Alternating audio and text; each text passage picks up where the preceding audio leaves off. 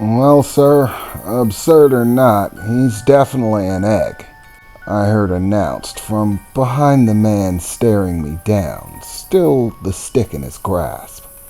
He tested positive for both the spiritual and genetic recessive markers for werewolves, meaning he had them, but they were dormant, and for an extended amount of time. It's clear that he was a werewolf, an egg to be specific. So absurd or not, he was telling the truth. Well, that is something. Quite an astonishing turn of events, the man in the suit said, beginning to paw at his chin a little bit, if you don't mind the irony of the statement. So, a Tier 1 egg. The first one ever. That is quite an interesting tidbit. Eggs are by their very nature a collective. An egg cannot be hatched until it has accumulated the required amount of energy. Each generation that the genetic trait is passed down, it gains in spiritual strength. The higher the tier, the more generations it must travel before becoming capable of hatching. A Tier 5 wolf can take as many as 3 generations. The highest level egg ever recorded was a Tier 3. That took 12 generations. We have no idea how many a Tier 1 could possibly take, but a reasonable estimation would push it somewhere in between 20 and 30 generations, which makes our job exceptionally difficult. Okay, so you're telling me that there's no chance that my parents, or whichever one of my parents carried this down, is gonna change like me? No, the man said, turning around to face me again. Not easily, anyways. Another problem with eggs is that they must reach the standard power measurement before they can hatch and become full-fledged werewolves.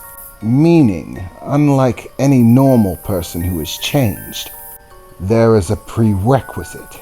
It's an interesting thing about eggs.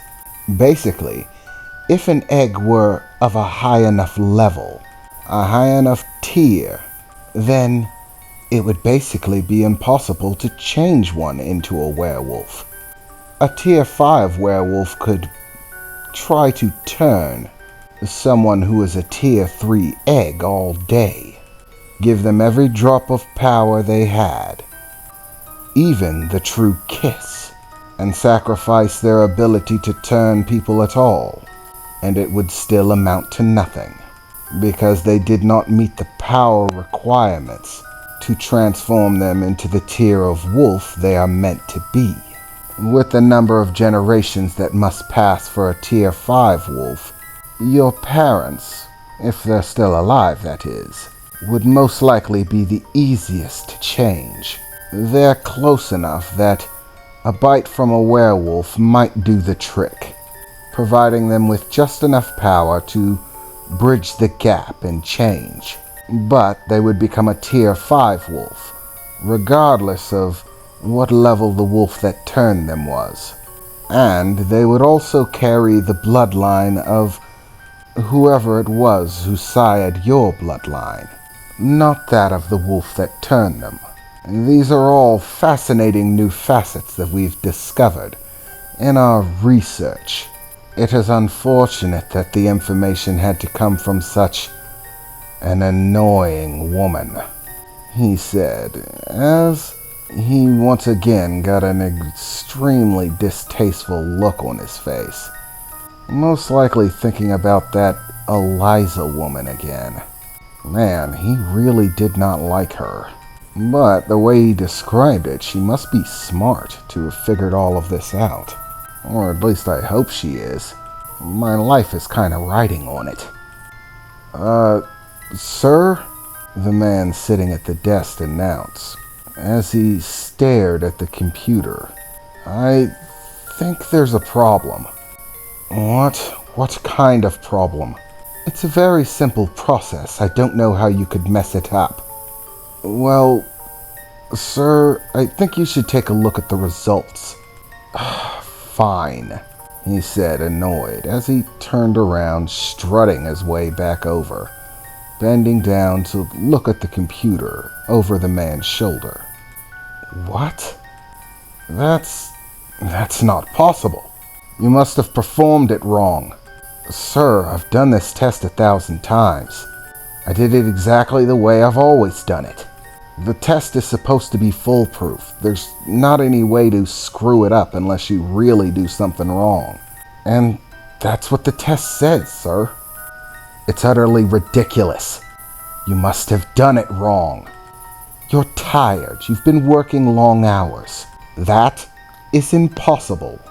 Just run it again, and this time don't screw it up, the older gentleman with the white hair said, nagging at the guy at the computer. Is something wrong? I asked. No, it's nothing, the man said as he stood back up. My co-worker here simply made an error, and so the results were incorrect. What do you mean incorrect? What was incorrect about them? Well, it simply said that you were of a bloodline that you can't possibly be. It's an impossibility, and thus he screwed up. I don't exactly get it, I replied. How is it an impossibility that I'm part of a bloodline? I mean, that's what the test is for, isn't it? You don't understand, and quite frankly, I think it would be pointless to explain it to you. Just wait for the results. It shouldn't take long to run it again. Fine. So I crossed my arms and tapped my foot a bit as I waited for them to run this test again, mulling over what it was about the test that was wrong in the first place. I mean, it said I was part of a bloodline. So what's wrong about being part of that bloodline? How is it impossible? It didn't really make any sense. But a minute or so passed before the man at the computer chimed up again. Sir, I'm sorry to inform you, but we got the same result. What?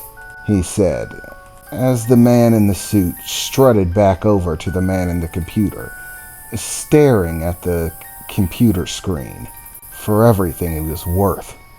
That's complete nonsense. It can't be true. This is that blasted woman's fault. The test is perfect. The test can't be wrong. We've performed countless experiments. It's foolproof. Utter nonsense. I can't wait to rub this in her face. In fact, I'm going to do that right now, he said with a smile on his face, as he pulled out a cell phone and started dialing a number. For the first time, he had a grin that, quite frankly, only made him look more like a smug asshole. As he held the cell phone up to his ear, I could hear the ringing. I could, in fact, overhear the conversation if I tried to be a little bit coy about it. It didn't take long for someone to pick up on the other end. Hello? What do you want, Garrick? What, did you get a boom of new werewolves? Need some more supplies? You know there are less important people you can contact with that sort of thing. I have work to do. No, the man replied, his grin getting even bigger, if that's possible. Actually, I just wanted to call to inform you that your test is garbage. It failed to produce an accurate result after you assured us that it was foolproof, that it couldn't fail. But it looks like you were wrong. What? That's utter nonsense, the woman on the other end of the phone shouted. The test is foolproof. It's basically impossible to screw up unless you're completely inept. And the test is 100% accurate. You know, I'm thinking that perhaps it is just that you're inept. I mean, you're quite old, aren't you? Maybe it's time you retire, because it looks like you can't do your job right. Grr, the man growled into the phone. How dare you? Do you have any idea who you're talking to, little girl? I am more than 800 years your senior. How dare you accuse me of being inept? Well, you know what they say about old dogs. They can't learn new tricks. Perhaps learning to roll over was just too much for you. Sit and fetch just appears to be your limit. The man holding the phone looked furious. In fact, I actually started to see him grit his teeth, and as he did, I could see them getting longer. Fangs starting to sprout out. How dare you? Why don't you come say that to my face, little girl? He shouted into the phone furiously. Your worthless little gadget's screwed up. Your test isn't foolproof, and you're taking it out on me. Because you're the one that's inept. I'd be surprised if you could even show your face again in front of the Werewolf Council after all the boasting you did about the perfection of your designs, your processes, how flawless it all was. It was at that point I heard a click, the sound of the person on the other end of the phone hanging up, and the dial tone that comes when someone does. How dare she hang up on me? He said, staring at his phone furiously. Little brat. When all at once, there suddenly became a green flash of light from the other side of the room, as a green flash started to form a shape, like a doorway, that slowly became solid over the course of a few seconds. A green doorway with a golden handle just appeared out of nowhere. And as the doorway opened, a somewhat short woman walked through wearing a white lab coat and a long green dress that hung down just past her knees. That was fairly stylish. Her hair tied into two pigtails that hung low around her shoulders. A large pair of glasses with golden frames on her face. She wasn't bad looking, but looked more like a librarian or a teacher, just strolling through a magical green door that, as I looked at it, seemed to lead to a completely different place. Looking into the background, I could see multiple people moving around. It seemed to be some sort of lab. On the other side of a doorway, sitting in the middle of a room where there was no lab on the other side. What the hell? I said, staring at her. The man in the white suit clicked the phone off and started to turn in the direction of the woman, who rapidly closed the door behind her and began stomping her way over to him. Now you look here, you grizzled old dog. How dare you question the efficacy of my experimentation? My procedures are perfect, always. My techniques flawless. My designs impeccable. I've built my entire life on it. I would never release a subpar product, under any circumstance. I'm insulted by the prospect that someone would even suggest it.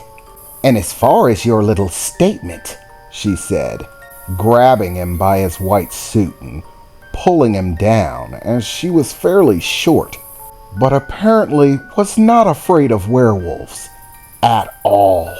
She had no hesitation as she grabbed his white suit, yanking him down very hard to face her at her short eye level as she glared daggers up at him. If you ever even think about insulting me like that again, I'll throw you into an abyss so deep that you'll never claw your way out. And no, I don't have a problem facing you. And now that I'm saying this all to your face, is there anything that you'd like to counter with? Don't worry, I'll wait. Got anything to say? Any smart retorts? Perhaps you want to go all furry on me. Think you can sink those teeth in? The big bad wolf thinks he's a bit bigger and badder than he is, perhaps? As the man stood there, getting glared at by this short woman with glasses, he grit his teeth furiously, his fist clenched. It looked like he wanted to hit her, and was struggling very hard not to. "Well," she said, as at that moment I started to feel shaking, like the entire room started to shake, like there was an earthquake, except it wasn't. A green hue started to float about the room, like everything suddenly got whitewashed with a green filter, like I was looking through green glasses. Small objects like pins started to levitate off the tables, books and other things as well, as that short little woman started emitting a powerful green glow. "Well, how about it, old dog?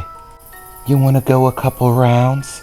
See if you've still got some bite left in ya? It's been a while since anyone was stupid enough to try. You know what? I might just be out of practice. You never know, old man," she said confidently as she glared him down. "So, what's your answer? You want to go?" The man, looking furious still, actually started to unclench his fists, releasing the tension in his body. "No, that would serve no purpose," he said, looking away as if he was both still angry, but actually had no option, like he was either scared to fight her, or knew that for some other reason it would be a very bad idea. He didn't have an option. He had to let her be that way. Effectively, she was in charge, and he was the stool jockey, taking the orders, which I have to say actually gave me a nice warm feeling. He was kind of an asshole. It was at that point that the green glow seemed to subside from the room, the small objects clicking back to the tables and things like that, falling back into place gently. "Well, now that that's sorted, what's this I hear about my test producing an incorrect result? That's impossible." "It can't be," the man replied, trying to adjust his suit as the woman let him go.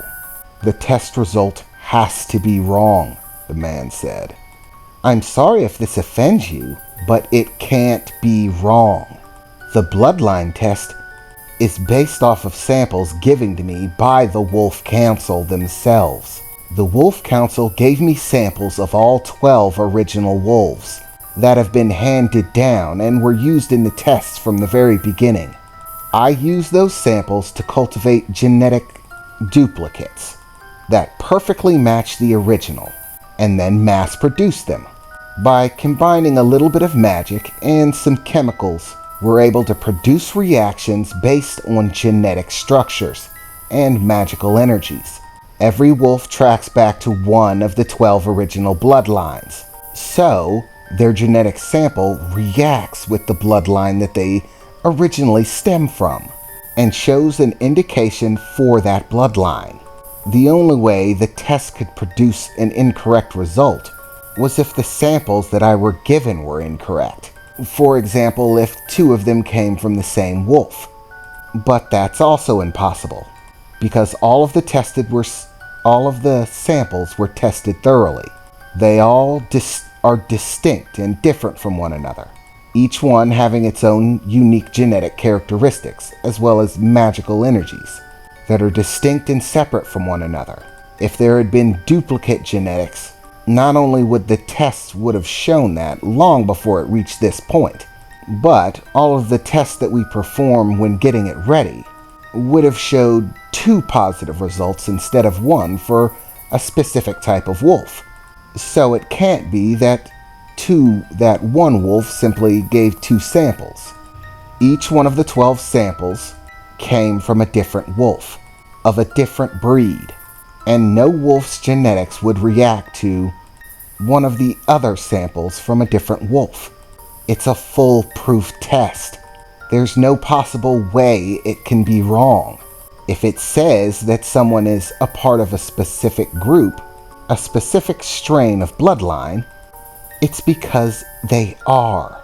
I don't understand why you're saying it's impossible. You don't know about our culture. Well then, explain it to me, she replied, as the man begrudgingly took a sigh, breathing in and beginning to explain.